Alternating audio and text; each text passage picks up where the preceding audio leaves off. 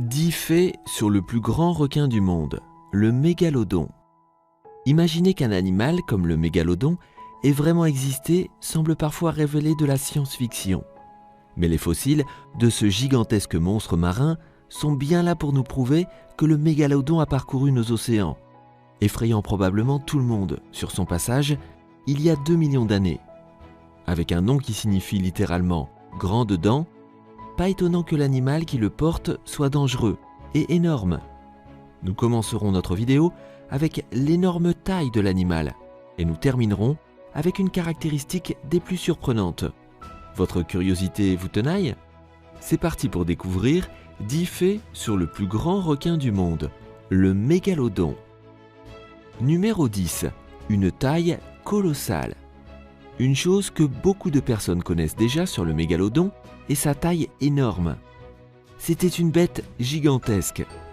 Au cours de mes recherches, pour la compilation de cette vidéo, j'ai trouvé cette photo effrayante et je ne peux pas m'empêcher de la partager avec vous. Maintenant, vous avez une idée encore plus précise de la taille gigantesque de ce requin. Imaginez partir en mer pour un après-midi de surf et finalement vous faire pourchasser par ce requin géant. Je ne veux même pas y penser. Toutefois, il faut savoir que la taille du mégalodon reste un sujet de débat. Les fossiles de l'animal consistent principalement en plusieurs milliers de dents fossilisées. Les requins ont un corps cartilagineux. Ils se fossilisent donc difficilement. Les paléontologues ont dû faire des estimations en se basant sur les dents découvertes. Ils ont déduit la taille du monstre principalement sur ce fondement. De façon générale, les scientifiques sont d'accord pour dire que le mégalodon était le plus grand requin du monde et qu'il atteignait une taille entre 15 et 18 mètres. À côté du grand requin blanc et ses 6,10 mètres, le mégalodon fait office de bête cauchemardesque. Il fait près de 3 fois la taille d'un grand requin blanc. La femelle mégalodon était la plus lourde et pesait près de 60 tonnes. Un poisson de cette taille et de ce poids devait atteindre une vitesse de 18 km/h. Numéro 9. Des dents géantes. Le mégalodon mérite son nom, grande dent. C'est difficile à concevoir, mais les dents du requin préhistorique étaient gigantesques. Elles mesuraient plus de 18 cm de long, avaient des bords dentelés et une forme de cœur. Gardez à l'esprit que les plus grandes dents de requin blanc font moins de 5 cm de longueur. Seul le Tyrannosaure Rex, vieux de 65 millions d'années, avait des dents de taille similaire. Les dents de mégalodon étaient tellement puissantes qu'elles pouvaient déchiqueter du cartilage. On pense que ce méga-requin mordait d'abord les nageoires de sa proie pour la rendre plus facile à attaquer. Sa mâchoire contenait 250 dents, réparties sur 5 rangées. Ces dents repoussaient dans les 48 heures après être tombées ou arrachées. Le mégalodon pouvait ainsi continuellement satisfaire son appétit. Numéro 8. Pas de lien de parenté avec le grand requin blanc. Le lien de parenté entre le grand requin blanc et le mégalodon a longtemps été débattu. Bien que le mégalodon ait été souvent comparé au grand requin blanc, les deux poissons appartiennent en fait à deux espèces différentes. Lorsque la première dent fossilisée a été retrouvée, le mégalodon a été placé dans le même genre que le grand requin blanc, Carcharodon, en 1843. Les deux requins ont des dents dentelées et sont des super prédateurs de leur époque. Il était donc facile de penser qu'ils venaient de la même famille. Avec le développement des connaissances anatomiques sur le requin et la découverte de plus de fossiles, il a finalement été conclu que le mégalodon descendait d'une autre famille. On retrace ses origines au requin Otodus, qui parcourait les océans il y a 60 millions d'années. Les fossiles ont finalement convaincu les scientifiques que le mégalodon et le grand requin blanc n'ont pas de lien de parenté. Numéro 7. Une morsure très puissante. Revenons une fois encore sur les dents du mégalodon. Parlons de la force de la morsure de ces 250 dents gigantesques. Si vous imaginez beaucoup de puissance, vous avez raison. Grâce à des expériences de simulation, des scientifiques, menés par le docteur Stephen Rowe, un biologiste, ont déterminé que le mégalodon attaquait ses proies avec une force de morsure de 25 000 à 40 000 PSI. La force de morsure du T-Rex était d'à peine 12 800 PSI et celle du grand requin blanc est de 4 000 PSI. Avec une morsure de cette puissance, le mégalodon aurait probablement pu déchiqueter une petite voiture, même s'il y aurait laissé quelques dents. Cette incroyable puissance de morsure avait certainement son utilité lorsque le mégalodon avait un petit creux. Son régime alimentaire comprenait des grandes baleines, des dauphins, des tortues géantes, des calamars et d'autres animaux marins. Grâce à ces 5 rangées de dents, la pauvre proie avait peu de chance de s'échapper. Numéro 6. Où vivaient les mégalodons? Comme les dinosaures, les mégalodons aiment la chaleur. Le requin géant prospérait dans les eaux chaudes et peu profondes. On a trouvé des fossiles de dents sur chaque continent, sauf en Antarctique. Contrairement à certains requins et reptiles marins du Mésozoïque et du Cénozoïque, qui étaient limités aux côtes et aux cours d'eau et lacs de certains continents, le mégalodon parcourait tous les océans et mers chaudes du monde.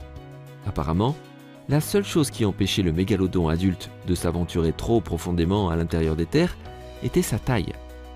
Le mégalodon vivait dans une grande variété d'environnements marins, comme les eaux côtières peu profondes, les zones de remontée d'eau côtière, les lagunes marécageuses côtières, les zones sableuses côtières et les eaux profondes du large.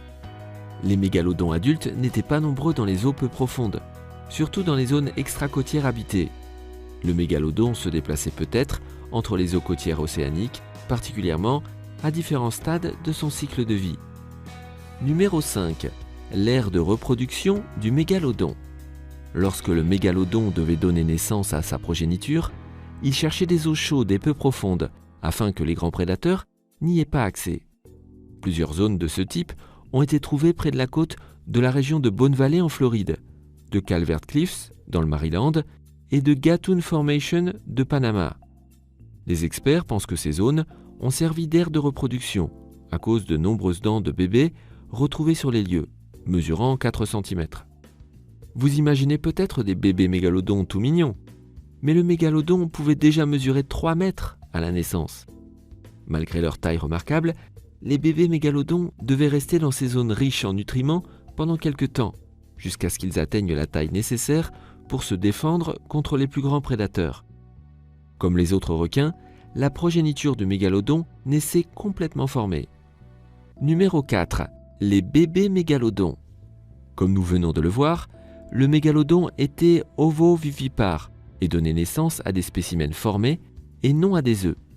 Un bébé mégalodon faisait généralement entre 2 et 3 mètres de longueur et pesait jusqu'à 250 kg. Pour vous donner une idée plus précise du bébé, imaginez un requin de la taille du grand requin blanc. Le bébé mégalodon était un puissant prédateur dès sa naissance. Il était capable de chasser immédiatement. Grâce à cette qualité innée, le bébé mégalodon pouvait subvenir à ses propres besoins dès sa naissance. Son plat préféré était le dugong ou l'amentin. Les scientifiques ont essayé de découvrir comment les mégalodons se reproduisaient, mais ils n'ont pas trouvé assez d'éléments pour émettre autre chose que des hypothèses. Toutefois, ils savent que les mégalodons ne pouvaient donner naissance qu'à un bébé à la fois, et que s'il avait vraiment faim, il pouvait manger sa progéniture. Numéro 3. Un méga appétit. Ce méga requin avait un méga appétit. Afin de satisfaire à ses besoins alimentaires quotidiens, le mégalodon devait parcourir les 7 mers du monde pour chasser. C'est pourquoi les dents fossilisées de ce requin ont été retrouvées partout dans le monde. Le mégalodon devait manger 1135 kg de nourriture par jour pour survivre. C'est énorme. Bien que le mégalodon ne délaisse aucune proie et mange tout ce qu'il trouve, comme des poissons et des phoques, ses mets favoris sont des baleines géantes. C'est ce qu'ont pu déduire des scientifiques de la découverte de fossiles d'os de baleines brisés qui montraient des marques de morsures de mégalodon. Les experts pensent que le méga-requin attaquait les baleines par en dessous, à vitesse incroyable pour les sonner, puis les déchiqueter et manger les pauvres bêtes. Numéro 2. Le mégalodon versus le léviathan melvillei. Le mégalodon n'était pas le seul prédateur à infester les 7 mers. Il avait quelques adversaires de son niveau, y compris un énorme cachalot appelé le léviathan melvillei. Ce cachalot était aussi dangereux et brutal que le mégalodon et mesurait 18 mètres avec un poids de plus de 50 tonnes. Ses dents faisaient 35,5 cm de longueur, les plus longues du règne animal.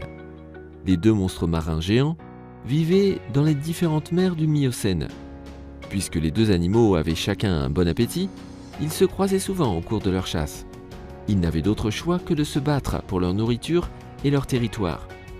Le Léviathan melvillei était très certainement un digne adversaire du mégalodon.